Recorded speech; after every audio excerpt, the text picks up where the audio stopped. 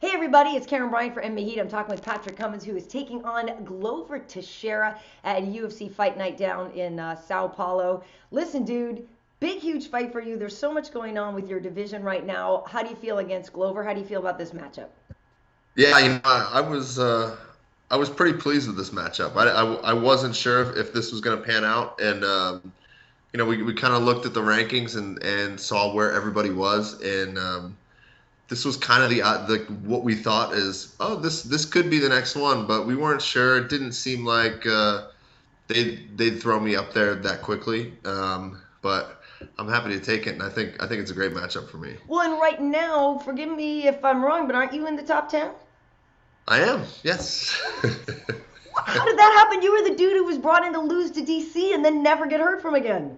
Yeah, I think I'm slowly changing people's minds a little bit. For sure. For My sure. mind's always been there, but I think everybody's been slow to catch up. Yeah. But that comes with proving myself, and I feel like I've been doing that, and I'm looking forward to doing that next week. Well, no, it's funny, I'm joking about it, but I do feel like, I think I had said to you one time, I was like, look, there's no shame in losing to DC because at that point, everybody had, Yeah. and he's the champ now, so that's cool. But there was something I'm sure that you felt like you needed to prove that, yeah, you needed to stay here. So has there been one fight so far that you feel has been like the most definitively like that's what I'm talking about, you know? Yeah, my last fight against Feijão, Yes. which was in Rio, Right. I say to everybody that kind of I felt like it unlocked something in me, Hmm. and I kind of look back on it and I freaked out after the fight. Like after the fight was finished, I just kind of like lost my mind and started going bananas. And it was like that's not my style at Yeah. all. And it was just like an emotional reaction I Yeah. had, and it was warranted. I think it was because that pressure's been on me, Yeah. and I really I want to prove most importantly to myself, but to everybody else that hey, I belong here. Like this is what I'm meant to be doing. Right. And I looked back on it and thought, that's my 10th fight. Yeah. Maybe there's something magical about 10 fights. And I know when we were talking to Joe Silva early on, like, hey, I can't find any fights. Put me in the UFC. It was kind of a Right, long right, shot. right. And he was like, come back to me when you have 10 fights. Sorry, Right. man. And it's just funny that he recognized he thought, nah, I need 10 fights. And as soon as I hit my 10th fight, I feel like I'm a different guy. Yeah, it's funny that you say that today because, as I mentioned before we're rolling here, I was over at Rhonda's media, day, and Edmund, her coach, I had asked him something about that, and he literally said the same thing, like 10 fights in, people really define themselves, and like something, like you just said, something clicks. It's funny, that's the second time I've heard that today. Um, and also Funny. before that last fight, I did see you. You were down with Kings MMA, and you got to train with Shogun and the champ Werdum. And I think Rafael was in yours camp a little bit, right? Yeah. Two champs there. So yeah, did you feel like before that fight that just suddenly everything was coming together, and that you finally found the right people, or just mentally you grew up at the right time? Yeah, I think it's a culmination of everything. Yeah. I think the main thing is the experience level, Yeah. and all of a sudden I feel comfortable. It's such a hard thing. I mean, I think everybody that watches a fight kind of quickly forgets that, like, man, this is this very stressful situation. Like you're locked in a cage with somebody else, and you guys are getting in a brawl. Like Yeah. that's like that's all There's that's no all way it comes it's not to. happening. Yeah. Yeah, and like a lot of people, it's easy for people to sit back and be like, "Come on, man, just do this. Like you'll win. Just go Right. ahead and do that." And it's like, man, I know what I want to do. It's just I can't get myself to do Yeah. it. Yeah. So, yeah, I think getting that experience and like really calming down and feeling comfortable in there while somebody's trying to take your head off Right. is it's a learned skill. Was there any part of you that they love to joke about you being the barista and stuff, but like, was there any part of you that was like, well, check my out? I'm rolling with champs. Shogun's a Hall of Famer. You know what I mean? Like for a minute, I feel like there was probably a little part of Durkin that was like, oh hell yeah, right there. Yeah, no, I mean, I don't. I feel like that's kind of been my training situation has always been. Yeah. I've been training with the best guys. And not that you don't belong there, but you know what I mean. Yeah, and I mean, my very first workout, MMA workout, was with both the Nogueira brothers, I'm like, I get a 10-minute, like, really quick. Okay, here's some things to watch out for when you're grappling, and it's just like, okay, now go wrestle. And so it's like from the beginning, I've been thrown in with these really good, tough, legendary guys, and I've always felt like I held my ground. So, that's kind of where that belief comes from. That hey, I should be able to do this. That's why I was upset when I lost that fight to DC, because I honestly feel like I can win. Do you? I mean, if you were to face him now, obviously you're certainly better, and so is he. And so it's not like you could really do that matchup again. But do you sit there and kick yourself, going, "Man, if I had only done this and that, I'd be the champ"? Well, it's part of the learning curve, and I kind of think something may have happened. I could win that fight, and I may have not have been ready to be in that position at that time in my life.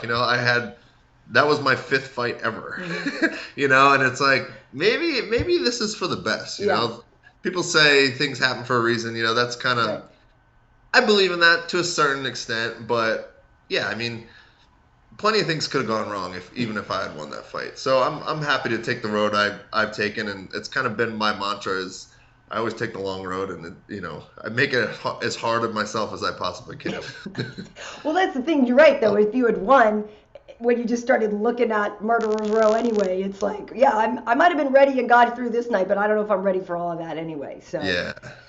So with Glover, he's been there too for a title fight with John, and he has so much experience, and I feel like, we know how Glover fights, but at the same time, even when he's losing, like, you never see panic with him. Do you know what I mean?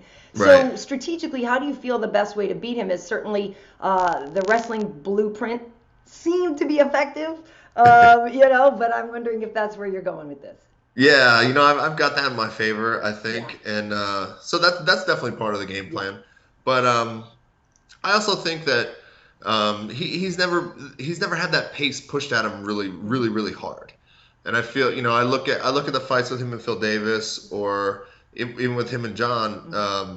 It's been more of a technical matchup, and they're kind of, no one is really imposing their will and pushing the pace really hard. And that's kind of, I feel like that's one of my best weapons that I have is to be able to really put someone in an uncomfortable situation. And like you said, Glover's even if he's not winning, he's very calm and can stay very cool. But I'm looking to push that envelope a little bit. Well, the other thing I feel like, and we saw it with Ryan Bader, is like, just because you have Glover against the cage, you might not be winning. Yeah. So, no, I know. That's the thing too, is you can't overextend yourself. You can never feel too confident. So it's always I really want to stick to that game plan, and be very mindful of where my hands are at all times, but also also employing like that pressure. Right, for sure. And do I see 2 black eyes? What's going on over there right now, Durkin? I'm like, people say you got to make the training harder than the fight, right? Oh, yeah, exactly. The fight will be easy if the training's hard. So that's right. That's what my face says, but I don't know. Do that? That's how I look. Yeah. This is my look. It's working for you though. It's good. Yeah, I got the tooth in today though, so you should feel honored. See, that's it's funny you bring that up, because I was going to ask you about that, because I work with DC, and he's got a space and he just owns it and everything. But yeah, you just, sometimes you're feeling it, sometimes you're not. You just want to. Yeah. Lately I've been like, man. Well, I think what it is now is like my face is kind of jacked up, so I feel like I need to pretty it up a little bit. I can't let it all hang out like that. It's not good. A little rough. No, you are going down to Brazil. Yeah, you got to go through customs. You got to do all this. How do you feel? Obviously, you found success there before, with Feijão, but do you feel like the crowd was hostile to you, or were they respectful to you? How did it go for you? Yeah, I'm always surprised. It's a mixed feeling. Like, but when weigh-ins are going on, I'm kind of backstage like thinking, I hearing the other guys get the massive boos. Like every American comes out, and I'm like, well, I don't think they're gonna like me, you know, Yeah. like that's just what I'm thinking. I'm like the whitest guy down here. I'm so pasty, and like I come out and it's kind of like, you know, there's some boos, but then there's a Right. couple of years, and it's like it's a little mixed. So I'm always surprised by that. I don't know what it is, Well, and but it's tricky too because you feel like they bring down victims for the Brazilians to slaughter. You know what I mean? Even though it could be a favorable matchup for you or whatever, that the feeling is all the Brazilians want to just kick ass at home. yeah, So yeah, they want you to feel that pressure right. there. Absolutely. So now listen, obviously you mentioned earlier there that there's movement to some degree in the division, but we know that John Jones now has been reinstated, and I'm curious what your thoughts are on that. Him going away, him coming back. You think he should right away fight DC? Um, well, I mean, first of all, I'm a big proponent of second chances. You Yeah. know, I think a lot of people aren't really like quick to say that Mm-hmm. about John, and I think, everybody deserves a second chance. Like, you gotta find yourself. He's young, and everybody has their problems at that age. Mm-hmm. So I feel like the fact that he's back in the mix, and everybody says he's the true champion, and he's the guy to beat. Those realistically, those are the guys that I want to fight. So I want to test myself against the best, and if he wasn't back in the lineup, I'd be a little sad about that. Right. So that's good. As far as like if he's gonna get the title shot, I kind of feel like it's up to him. If he feels like he needs a little tune up, then I'm sure the UFC will give him that. But um, it does make things interesting, because I not that I want to look past this fight, but when you look beyond this and you think, okay, what could be my next step? It throws a curveball in there. Well, sure. and the other curveballs are guys like Rashad, a former champion, guys like Shogun, a former champion, who now you've worked out with him. Yeah. That's I mean, no question, it's a tough division. and that could totally happen that they said you're fighting Shogun next. Yeah. So I'm just gonna roll with it. I know. My end game is still, I want to face the best guys and be unquestionably the best guy in the weight class. So, Right. I'm happy to take them all on. Yeah, of course. Well, that's what you got to do it. I mean, that's the whole thing. So I have one thing that's a little bit of a request for you. So I do a podcast. My friend Pete's last name is Cummins. Cummi, and so I just feel like he's a comedian. He's got a great spirit about it. But I would imagine that through the years, both of you have probably Where are you going with this? dealt with some really bad things. So because I would feel like I would want my nickname to be like "Keep It Coming" or you know what I mean, or something like that. Right. What's sort of like the best or worst you've heard, and any encouragement I could give to Pete? Well,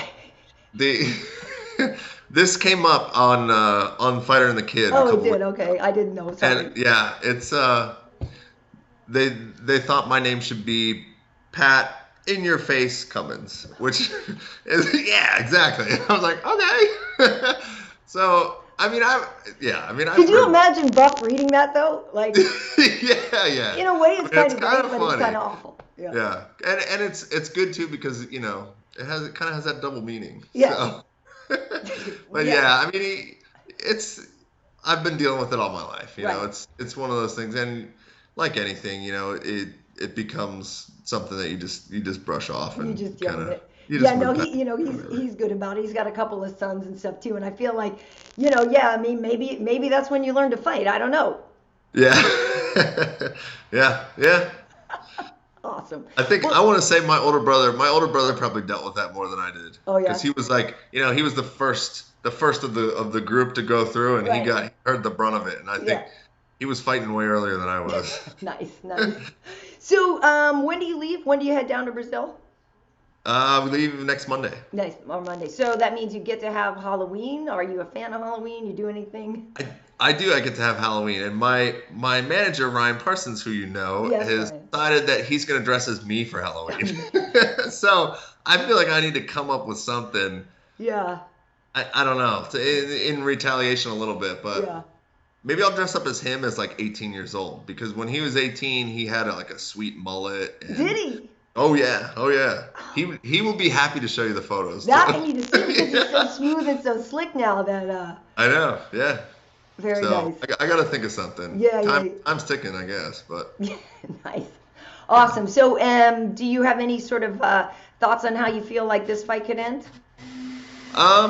You know, I kind of like with any of my fights, I feel like I'm anxious to jump on any opportunity that's there. Yeah. And I think that kind of goes along with the fact that, you know, I want to put pressure on somebody and make them make a mistake. So whichever way it is, you know, if it's a knockout, if it's a submission, that's ultimately what I'm going for. And I think that's what makes an exciting fight. You know, it's not two people feeling each other out. It's let's go find something. For sure. And any thoughts on the main event? I have to feel like your heart is probably with Hendo as a wrestler, but don't know. Yeah. I mean, you got to pull for the countryman, but you know, we did the media stuff. Maybe it was a couple months ago now, and he didn't make the trip. He had all kinds of situations with his visa, and you know, his travel got screwed up. So I was the lone American down there fending for myself. So I kind of feel like he abandoned me, but I also feel like it was out of his control. Yeah. So I'll pull for that guy. Nice. He's good. All right. Well, awesome. Well, I will be in the studios at Fox, you know, setting this up, and we'll have all kinds of nice things to say. And, you know, remember that if the guys pick against you, I don't have to pick. If they pick against you, don't take it personally. But I don't know how they're going to see this one. It's a good matchup. Yeah. I think it's an exciting fight, and it's two guys that are really what I consider like the blue collar workers of the weight class. So, you know, that's going to be exciting. Nice. Awesome. Well, I really appreciate you taking the time to do this with me today, and I will see you on the air in just like a week and a half or so. Yeah. I'm happy to be on. Awesome. All right. Thank you, Patrick. See you soon. Thanks. Bye. Have a good one.